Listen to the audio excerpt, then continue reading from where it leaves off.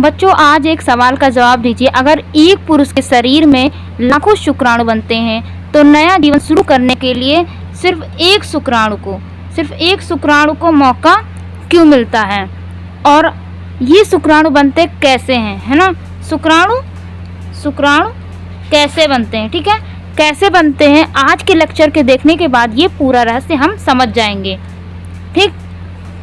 इसलिए इस वीडियो को एंड तक ज़रूर देखना, ठीक। आप लोगों को पूरा चीज़ समझ में आ जाएगा ज़रूर, ठीक। तो बच्चों जैसा कि आप लोग को पता है चैप्टर 2 मानव जनन लेक्चर नंबर 2, तो हमने पिछले लेक्चर में हमने नर और मादा जनन तंत्र पढ़ लिया था। क्या पढ़ लिया था?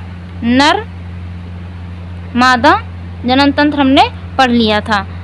अब सवाल आता है कि इन अंगों का काम क्या है, ठीक है, इन अंगों का क्या काम है, ठीक। इनका सबसे महत्वपूर्ण काम क्या है? युग्मक बनाना। क्या काम है? युग्मक बनाना, ठीक है, युग्मक बनाना। इसी प्रक्रिया को हम क्या कहते हैं? युग्मक जनन। क्या कहते हैं? युग्मक जनन, ठीक है, युग्मक जनन कहते हैं। अब बच्चों हम बात करते हैं इस चैप्टर में हम क्या क्या पढ़ने वाले हैं। युग्मक जनन पढ़ेंगे, शुक्राणु जनन पढ़ेंगे, उसके बाद आता है हमारा अंड जनन, ठीक। तो हम पहले बात करते हैं युग्मक जनन। तो बात करते हैं युग्मक जनन होता क्या है, यानी कि ये होता क्या है, ठीक। ये होता है नर और मादा युग्मक बनने की प्रक्रिया, ठीक। नर और मादा युग्मकों के बनने की प्रक्रिया, ठीक है, नर और मादा युग्मकों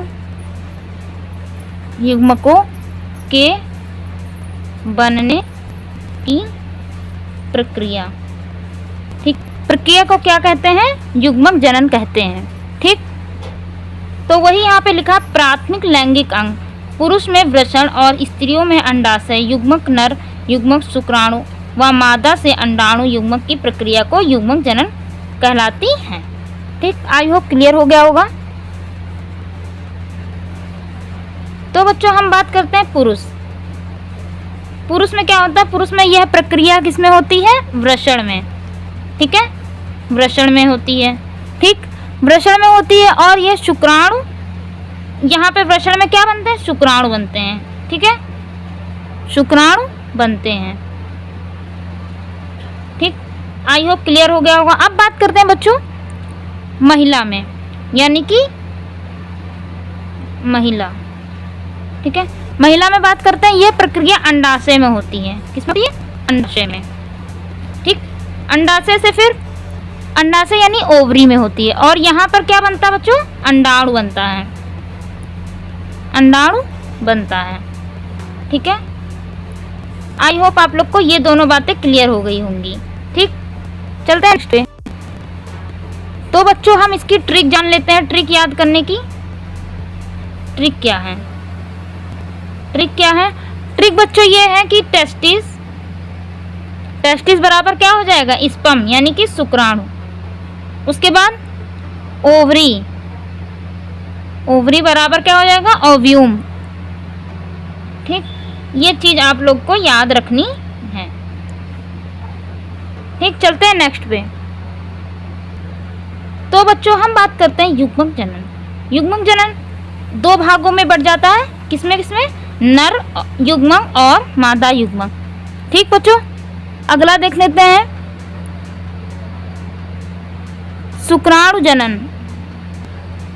शुक्राणु जनन सबसे पहले समझते हैं शुक्राणु जनन।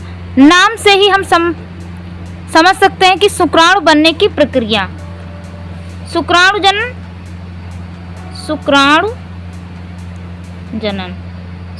बच्चों किसे कहते हैं? शुक्राणु बनने की प्रक्रिया को शुक्राणु प्रक्रिया, ठीक है। शुक्राणु बनने की प्रक्रिया को शुक्राणु जनन कहते हैं। ये प्रक्रिया कहाँ होती है? ये प्रक्रिया कहाँ होती है बच्चों? वृषण में, ठीक है, वृषण। आई होप क्लियर हो गया होगा।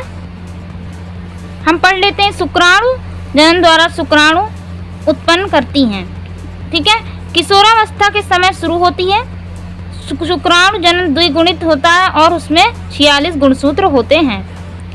लीडिंग कोशिका टेस्टोस्टेरोन हार्मोन स्रावित करती हैं, शुक्राणु जनन में आवश्यक होती हैं।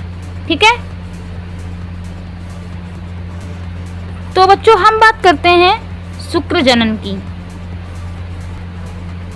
तो बच्चों हम शुरू करते हैं मानव जनन का सबसे इम्पोर्टेंट टॉपिक जो है शुक्र जनन, जो कि ये आपके बोर्ड एग्जाम में पूछा जाता है। ठीक है, और बोर्ड परीक्षा में यहाँ पर से हर सवाल पूछे जाते हैं। ठीक है, इसलिए इसे ध्यान से पढ़िएगा। ठीक है, देखते हैं। वृषण में शुक्राणु बनने की प्रक्रिया को शुक्र जनन कहते हैं। ठीक है, याद रखने वाली चीज क्या है यहाँ पे बता देती हूँ। जैसा कि हमने बताया कि शुक्राणु जनन वह प्रक्रिया है जिसके द्वारा वृषण में शुक्राणु का निर्माण होता है। ठीक है, अब देख लेते हैं याद करने ट्रिक। ट्रिक क्या है? ट्रिक वृषण प्लस शुक्राणु बराबर क्या हो जाएगा बच्चों? शुक्राणु जनन। ठीक है, आप लोग को ये चीज़ें याद कर रखनी है। ठीक, और ये काफ़ी इम्पोर्टेंट टॉपिक है।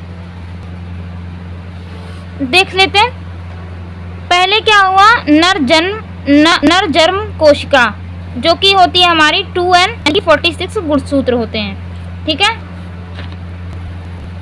तो इस कोशिका में हमारा क्या बना?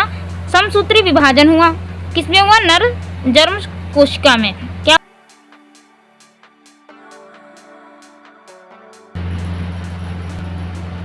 तो समसूत्री विभाजन हुआ।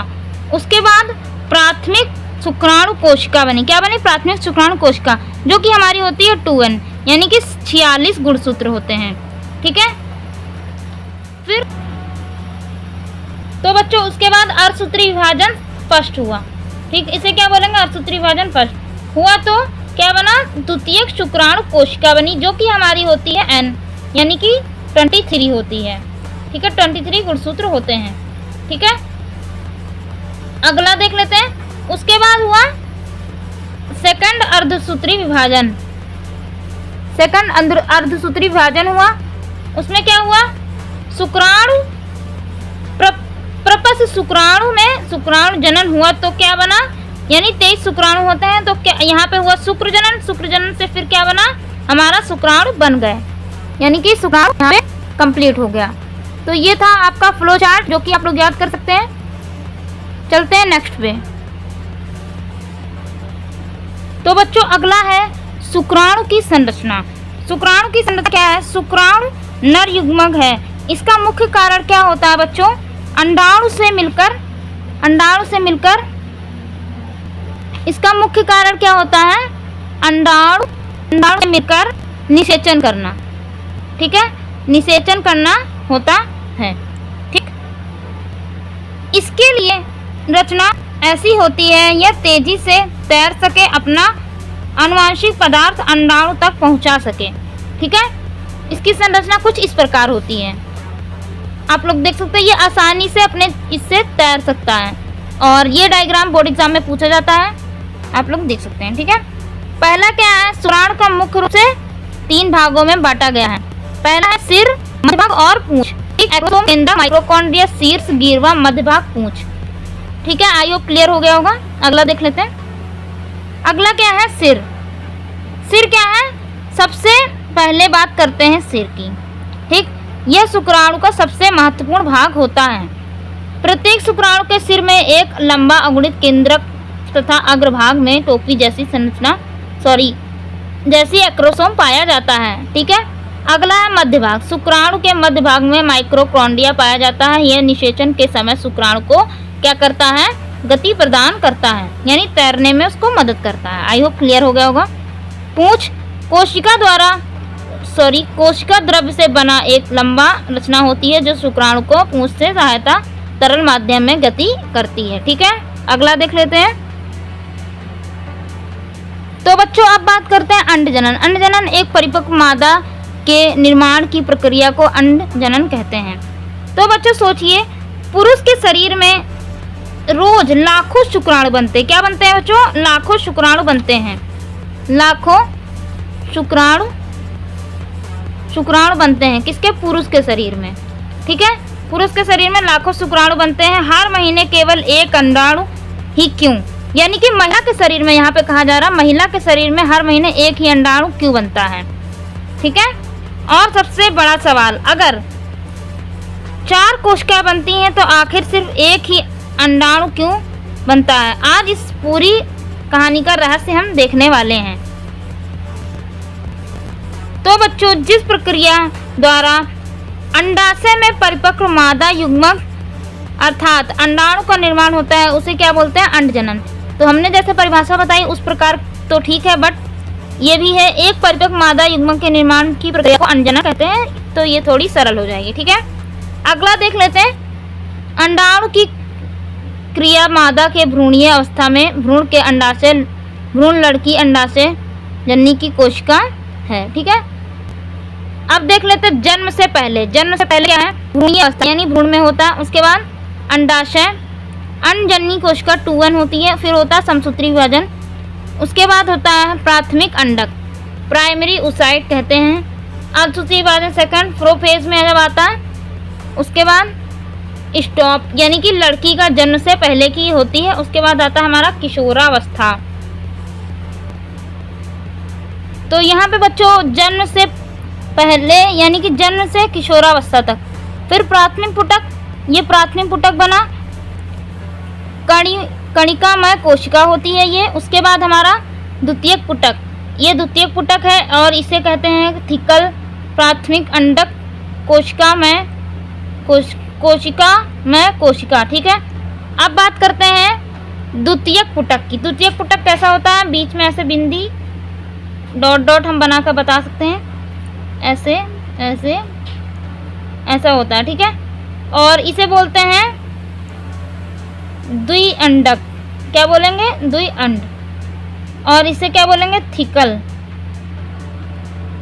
Thecal intra. ठीक, और ये हो जाएगा सिर्फ थिकल। ठीक है, अब आता है ग्राफियन पुटक। ग्राफियन पुटक क्या है? पहले यहाँ पे देख लेते हैं, ऐसे ऐसे ऐसे बना होता है ग्राफियन पुटक, फिर बड़ा। ठीक है, इसे क्या बोलते हैं? एट्रम गुहा।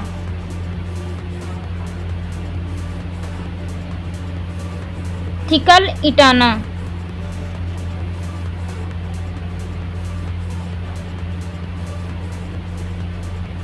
उसके बाद आता है थिकल एक्टनी।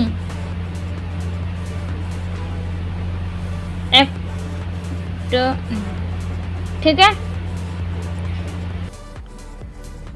तो बच्चों आप लोगों को ये सब चीज़ क्लियर हो गया हो तो आप लोग कमेंट में ज़रूर बताइएगा, और मिलते हैं किसी नेक्स्ट वीडियो में। तब तक के लिए बाय।